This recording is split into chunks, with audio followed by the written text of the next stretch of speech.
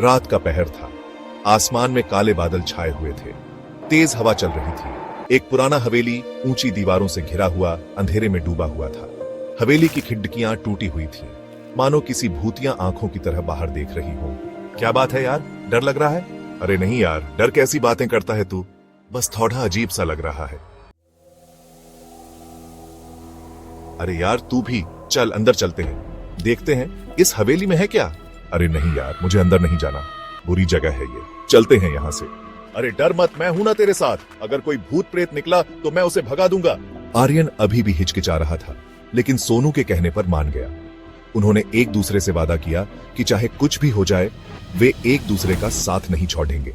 चल, अब देर किस बात की। जैसे ही सोनू ने गेट को छुआ, वह अपने आप खुल गया। एक जोरदार आवाज हुई और दोनों दोस्त पीछे हट गए। धूल और पत्तों का एक बादल उनके ऊपर गिर गया। सोनू ने टॉर्च जलाई। उसकी रोशनी में हवेली का रास्ता दिखाई दे रहा था। देखा, कुछ नहीं हुआ। उसकी आवाज अब थोड़ी धीमी थी। चलते हैं S2, चलते हैं। अंदर का नजारा और भी डरावना था। हवेली की दीवारें फटी हुई थीं, जगह जगह जाले लगे हुए थे। फर्श पर धूल और मकड़ियों के जाले जमे हुए थे। हवा में सीलन की गंध फैली हुई थी। हवा के झोंकों के साथ एक अजीब सी आवाज आ रही थी, जैसे कोई फुसफुसा रहा हो। आर्यन के रोंगटे खड़ीडे हो गए। उसे ऐसा लग रहा था जैसे हवेली उन्हें अंदर खींच रही है। यह जगह तो बहुत बड़ी है, चलो ऊपर चलकर देखते हैं। आर्यन कुछ नहीं बोला, वह बस सोनू के पीछे पीछे चल रहा था। उसे हर तरफ साया दिखाई दे रहा था। सीढ़ियां लकड़ी की बनी हुई थीं और हर कदम पर वे चरमरा रही थीं। ऐसा लग रहा था जैसे वे किसी भी पल टूट जाएंगी। हर कदम पर लकड़ी चटकने की आवाज आ रही थी और यह आवाज पूरे घर में गूंज रही थी। बच्चों के दिल की धड़कनें तेज हो गई थीं। आर्यन ने रेलिंग को कसकर पकड़ेच लिया, जैसे वह अपनी जान बचाने की कोशिश कर रहा हो। उसकी आंखों में डर साफ झलक रहा था। उसे डर था कि कहीं वह गिर न जाए। हर कदम के साथ उसका डर और बढ़ता जा रहा था। क्या तुम्हें यहां कुछ अजीब नहीं लग रहा? आर्यन ने अपने दोस्त से पूछा। उसकी आवाज में हल्की सी घबराहट थी। उसकी आवाज कांप रही थी, जैसे वह किसी भूतिया कहानी का हिस्सा बन गया। अजीब? उसके दोस्त ने हैरानी से पूछा। उसे यह सब कुछ रोमांचक लग रहा था। नहीं यार, मजेदार लग रहा है, उसने उत्साहित होकर कहा। उसकी आंखों में चमक थी। सोचो, हम इस हवेली के राज खोलने वाले पहले व्यक्ति होंगे, उसने जोश में कहा। यह विचार ही उसे रोमांचित कर रहा था। उसकी आंखें चमक रही थीं, जैसे वह किसी खजाने की खोज में हो। वे ऊपर पहुंचे। एक लंबा गलियारा था, जो और भी डरावना लग रहा था। गलियारे के दोनों तरफ कमरे थे, जिनके दरवाजे बंद थे। हर दरवाजे के पीछे एक रहस्य छिपा हुआ था। सभी कमरों के दरवाजे बंद थे और हर दरवाजे के पीछे एक अनकही कहानी थी। हवा में एक अजीब सी सन्नाटा छाया हुआ था, जैसे कोई अदृश्य शक्ति उन्हें देख रही हो। चलो इस कमरे में देखते हैं, उसने धीरे से कहा। उसकी आवाज में उत्सुकता और डर का मिश्रण था। सोनू ने अपनी टॉर्च एक कमरे के दरवाजे पर डाली और दरवाजा धीरे धीरे खुलने लगा। अंदर क्या था, यह जानने के लिए वे सब उत्सुक थे। कमरा खाली था।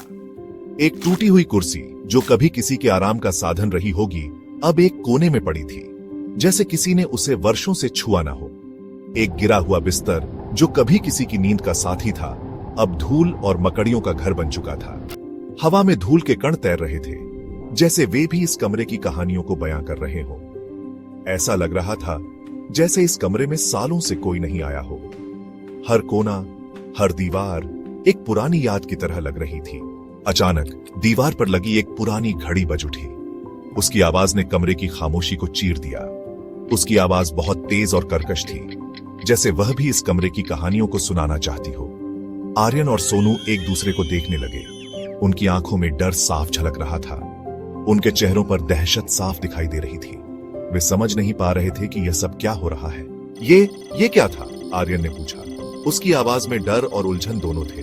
उसकी आवाज बुरी तरह से कांप रही थी, जैसे वह खुद को संभालने की कोशिश कर रहा हो। मुझे नहीं पता, सोनू ने कहा। उसकी आंखों में भी वही उलझन थी। उसकी आवाज भी अब पहले जैसी उत्साही नहीं थी। वह भी इस रहस्यमयी माहौल से प्रभावित हो चुका था। वे कमरे से बाहर निकल आए। उनके दिलों की धड़कनें तेज हो चुकी थीं, जैसे ही वे गलियारे में कदम रखने ही वाले थे कि उन्हें एक परछाई दिखाई दी। वह परछाई बहुत ही रहस्यमयी थी। परछाई तेजी से दीवार पर भागी और गायब हो गई। वे दोनों समझ नहीं पा रहे थे कि यह सब क्या हो रहा है। तुमने वो देखा? आर्यन ने घबराते हुए पूछा। उसकी आवाज में एक अजीब सी बेचैनी थी। उसकी आंखें चौड़ी हो गई थीं और वह बार बार पीछे मुड़कर देख रहा था, मानो किसी अदृश्य खतरे से बचने की कोशिश कर रहा हो। आर्यन की आवाज बुरी तरह से कांप रही थी। उसकी आवाज में डर साफ झलक रहा था, जैसे उसने कुछ बहुत ही भयानक देख लिया हो। वह अपने दोस्त सोनू की ओर देख रहा था, उम्मीद कर रहा था कि वह भी वही देखे जो उसने देखा। सोनू ने अपनी टॉर्च उस जगह पर डाली जहां परछाई गायब हुई थी। उसकी टॉर्च की रोशनी अंधेरे में छेद कर रही थी, लेकिन वहां कुछ भी नहीं था। वह कुछ पल के लिए रुका, फिर धीरे धीरे आगे बढ़ा। नहीं, यहां कुछ नहीं है, सोनू ने कहा। उसकी आवाज में आत्मविश्वास की कमी थी। वह खुद भी इस बात पर यकीन नहीं कर पा रहा था कि वहां कुछ नहीं था। उसने आर्यन की ओर देखा, जो अभी भी डरा हुआ था। तुम्हें शायद धोखा हुआ होगा, सोनू ने आर्यन को सांत्वना देने की कोशिश की। वे आगे बढ़े, लेकिन उनके कदम धीमे और सावधान थे। हर कदम पर वे चारों ओर देख रहे थे, मानो किसी अनजाने खतरे का सामना करने के लिए तैयार हो रहे हों। वे आगे बढ़े। गलियारे के हर कोने में अंधेरा था और हर छोटी सी आवाज उन्हें चौंका रही थी। वे एक दूसरे के करीब चल रहे थे, ताकि अगर कुछ भी हो तो वे एक दूसरे की मदद कर सकें। गलियारे के आखिर में एक बड़ा सा हॉल था। हॉल की दीवारें ऊंची और भव्य थीं, लेकिन उन पर धूल और जाले जमे हुए थे। यह जगह कभी बहुत सुंदर रही होगी, लेकिन अब यह सिर्फ डरावनी और भूतिया लग रही थी। हॉल में एक झूमर लटका हुआ था।